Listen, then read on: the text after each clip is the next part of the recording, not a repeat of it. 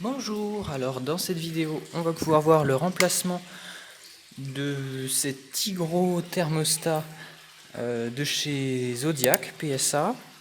Donc ce truc là c'est un Hygro Control. Le truc c'est que ça c'est un vieux modèle qui est pas du tout fiable. Quand je vais démonter vous allez voir de quoi je veux parler. Donc pour faire ça moi j'ai choisi le nouveau qui est électronique. Voilà, qui sera beaucoup plus précis. Donc pourquoi est-ce que je le change? C'est parce que la machine tourne clairement tout le temps. Et ça, c'est juste pas possible avec l'augmentation du prix de l'électricité, etc. Vaut mieux choisir des choses avec des bonnes régulations. Donc pour enlever ça, on démonte d'abord le truc de température. Et ensuite, on vient en dessous. On passe un petit tournevis ici. Un autre coup là. Et voilà. Donc, qu'est-ce que je veux dire par c'est pas précis? Alors là, on va peut-être pas super bien voir parce que la caméra n'a pas un zoom parfait. Donc là, on a une sonde de température qui est avec des matériaux qui sont très mal choisis. On en a la preuve, hein, c'est complètement rouillé. Et ici, là, ça c'est le truc qui m'a vraiment surpris, mais bon, apparemment ça se faisait comme ça, ou peut-être que ça se fait encore. C'est pour l'hygrostat. Ici, on voit, là, il y a un truc, là, une espèce de ficelle en nylon. Et en dessous, il y a un contacteur. Et en fait, quand on tourne ça, ça tend plus ou moins la ficelle. Et cette espèce de ficelle là, elle réagit à l'humidité. Alors ça, c'est très bien pour les vieux appareils qui ont été fabriqués il y a quelques années. Mais bon, maintenant qu'on a de l'électronique, c'est quand même mieux d'utiliser de l'électronique. Parce que ce genre de choses, c'est pas précis, ça s'arrête pas quand il faut. Bref, le truc tourne vraiment H24 quoi. Donc pour faire un peu d'économie d'électricité, le mieux c'est d'en avoir un électronique. Donc on va déjà démonter tout ça. Donc moi je m'embête pas avec les histoires de bornes. Pourquoi? Parce que tout simplement je vais démonter aussi dans l'appareil pour voir quel fil va où. Donc je regarde quand même, hein. De toute façon moi j'ai la preuve vidéo, ça fait 2 marrons, 5 bleus, 4 c'est le blanc, mais bon c'est un fil de terre qui a été recouvert en blanc. 1 c'est le noir et 7 c'est le gris. Donc il faut savoir que l'appareil que je vous ai montré là qu'on démonte et le nouveau électronique, ils sont compatibles. Parce que je crois de mémoire que c'est genre le fil 5, je dis des bêtises, hein, mais genre il y a un fil là, le 5 ou le 2, il y en a un, c'est une arrivée de 12 volts, et en fait quand le 12 volts passe sur les différentes sorties, c'est ça qui active ou pas le déshumi. Donc on a bien une arrivée 12 volts, un moins, donc un 0 volt, et après le 12 passe sur les différentes sorties. Donc évidemment avant de défaire tout ça, on disjoncte l'appareil hein, pour éviter de faire des courts-circuits.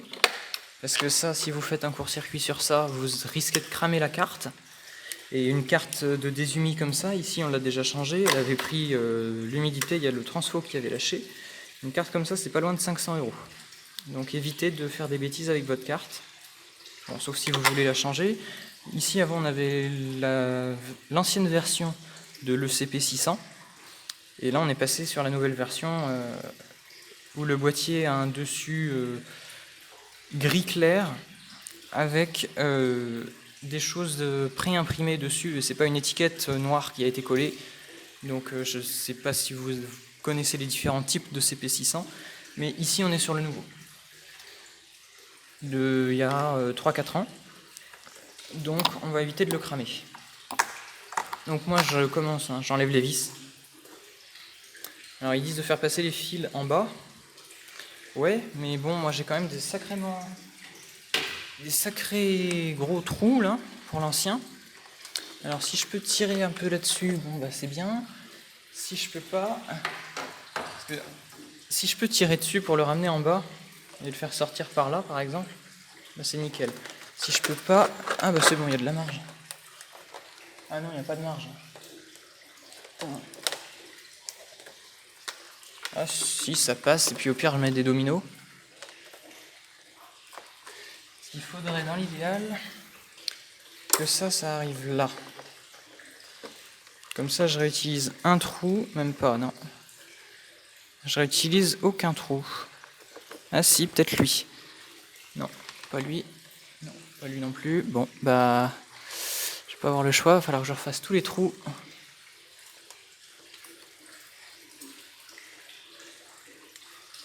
Et bah de toute façon, hop. Dans l'idéal, je vais le remonter un petit peu et je vais faire des pré-trous dans mon PVC là. Là où doivent être les nouveaux trous. Et je vais faire aussi un petit trou là, vite fait, pour la partie fil. Voilà. Comme ça, au moins, je sais où tout doit être. Je sais pas, je vais peut-être pouvoir récupérer ça. Non? Ah bah si, parfait. Hop, nickel. Je vais récupérer 3 chevilles. Alors voilà, donc les 3 trous ont été faits, ici, là et là. J'ai remis des chevilles. Bon, j'ai enlevé les anciennes, je les ai remises. Hein. J'avais pas envie d'en ressortir pour ça. Hop. Donc là, je vais faire passer tous mes fils là-dedans.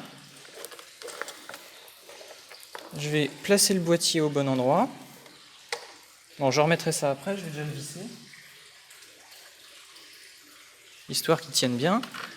Je vais mettre les longues vis là.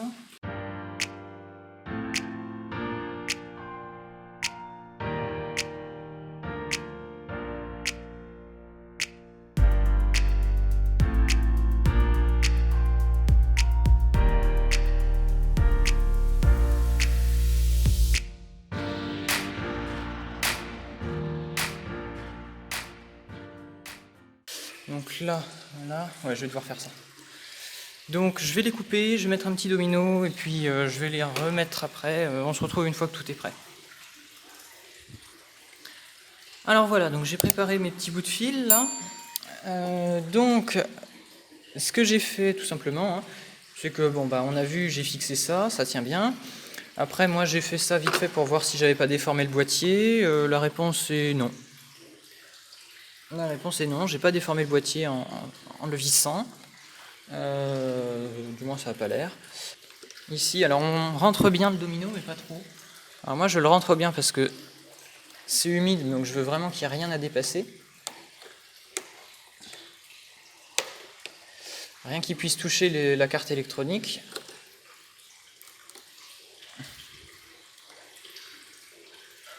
Voilà, on l'ouvre au-dessus. On prend le bornier. Donc le gris, on a dit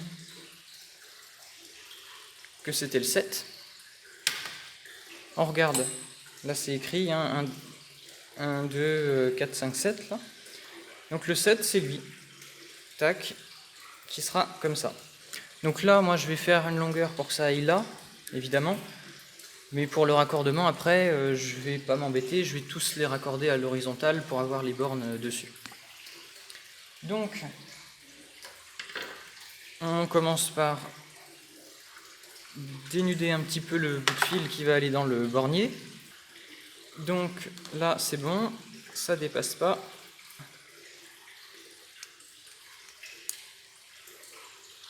On serre.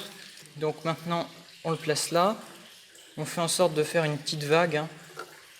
Surtout ne pas mettre les fils complètement... Voilà, et puis bah là ce sera à peu près comme ça. Surtout ne pas mettre les fils complètement tendus. Ça c'est une erreur de faire ça. Parce qu'au démontage, s'il y a besoin de démonter à un moment, ça risque de coincer et d'enquiquiner la personne qui devra venir faire un dépannage. Ok. Le numéro 7 est raccordé. Donc je vais regarder évidemment que ça passe. Hein, donc je vais mettre le boîtier là. Je vais le raccorder. Hop, je le ferme et je vois que ça passe, qu'il n'y a rien qui gêne. Donc C'est bon. Voilà. Donc maintenant que les fils sont bien raccordés, caméra off, moi je vais aller voir vite fait que j'ai bien mis les bonnes couleurs par rapport au bornier interne de la machine. Et c'est parti, on va pouvoir le démarrer. Enfin, le raccorder, puis mettre sous tension, puis programmer, puis démarrer. C'est dans cet ordre-là. Voilà, donc comme quoi la vérification sert à quelque chose, j'avais inversé au niveau des broches le bleu et le marron. Donc toujours vérifier quand les branchements qu'on vient de faire soient bons. Ça peut faire de gros dégâts, surtout quand c'est de l'électronique. Quand c'est du mécanique, au pire, c'est un contact qui se fait au mauvais endroit. Bon, au pire, il y a une sécurité qui va stopper ça. Mais quand c'est de l'électronique, on peut vite faire un court-circuit et ça, c'est vite irréparable.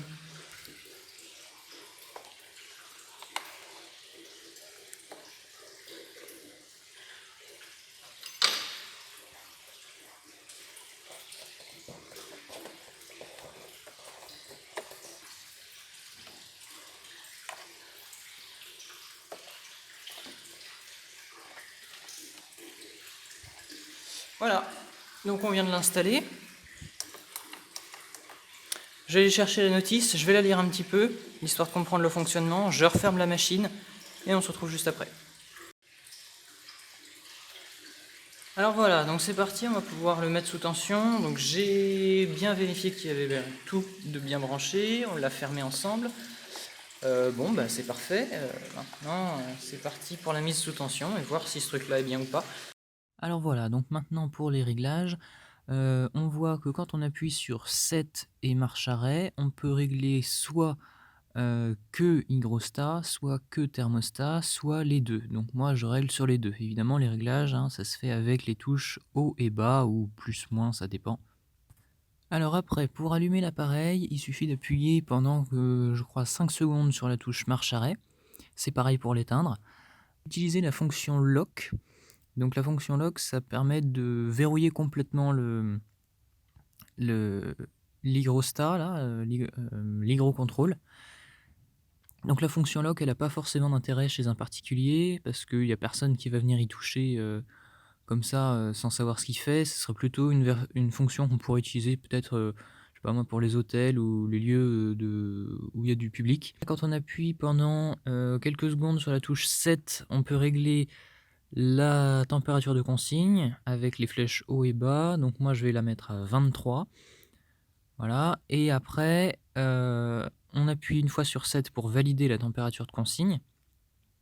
Et ensuite, ça nous fait basculer automatiquement sur le pourcentage d'hygrométrie de consigne. Et donc moi je vais le régler à 60. On réappuie encore une fois sur 7 pour valider ça. Et ensuite on sort du menu avec la touche marche arrêt. Alors voilà, donc cette fois-ci je l'ai mis définitivement en marche. Donc quand on fait ça sans rien toucher, on voit 23 à 70, ça ce sont les consignes. Donc 23 degrés intérieur, 70 à l'extérieur d'hygrométrie. Donc j'ai mis que 23, alors pourquoi? Parce que déjà en ce moment on est en train de faire diminuer la température de la piscine en raison de l'élévation du prix du gaz. Et deuxièmement, en fait, le déshumidificateur, par définition, quand lui il se met en marche, il fait chauffer la pièce. Donc je mets 23, mais la résistance électrique, elle vient vraiment que quand il fait extrêmement froid dehors, si bien que je crois que ça fait au moins 2-3 ans que je ne l'ai pas vu se mettre en marche. Donc voilà pour ça, quand on appuie sur 7, on voit les températures et l'hygrométrie actuelle. Donc 22 degrés en ce moment, donc c'est un peu faussé, parce que moi j'ai un autre thermomètre, il me dit 24. Et 88, quand je prends l'ancien, c'est là qu'on voit que c'était pas très précis. C'est ici là que ça fait clic-clic. Et l'indicateur il était là. Donc ça veut dire que lui il me détecte à peu près 70 et lui il me dit 80. Vidéo.